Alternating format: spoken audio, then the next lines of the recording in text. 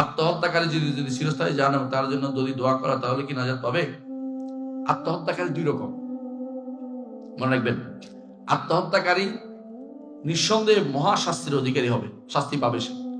কিন্তু দুই রকম আছে। একটা যদি কোনো আল্লাহর উপর অভিমান করে মরে যায়, তাহলে সে ব্যক্তি চিরস্থায়ী জাহান্নামে।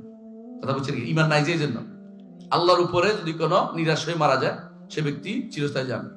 কিন্তু কখনো কখনো বাপের উপরে, ভাইয়ের উপরে, বউর উপরে, অথবা বউ স্বামীর উপরে রাগ করে মরে গেছে, যে মরে যাবো, মনে নাই, আল্লাহর কথাটা ভুলে গেছে, আল্লাহর আযাবের কথা ভুলে গেছে, এ ব্যক্তি চিরস্থায়ী জাহান্নামী না, তবে সে কঠিন শাস্তির অধিকারী। এই জন্য আপনি তো জানেন না, আপনি তো যেটা দিয়ে আত্মহত্যা করছে এটা দিয়ে তার শাস্তি হতেই থাকবে। আপনি তো জানেন না কে কি হিসেবে মারা গেছে, আমি যা বলতে পারি না। এই জন্য আপনি দুনিয়ার বুকে তাকে সাধারণ মানুষ দিয়ে জানাজা দিয়ে তাকে কবরে দিয়ে দিবেন, আর দোয়া করবেন সবসময়, আল্লাহ যদি ঈমান থাকে তাকে আল্লাহ তুমি ক্ষমা করে দাও।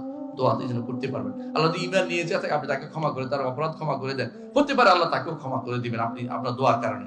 দোয়া করলে আপনারও লাভ, তারও লাভ, তা তো লাভবান হবে, আপনারও ফেরেশতা বলবে আল্লাহ আপনার ওরও যেন এরকম হয়। এই জন্য দোয়া করবেন, দোয়া বন্ধ করবেন না।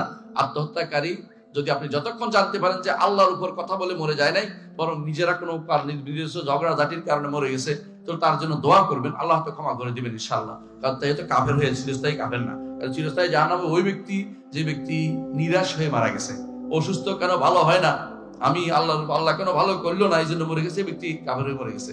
নিরাশ হওয়া যাক ইয়াসু মিনাল্লাহি কুফরুন, আল্লাহ থেকে নিরাশ হওয়াটা হচ্ছে কুফরি।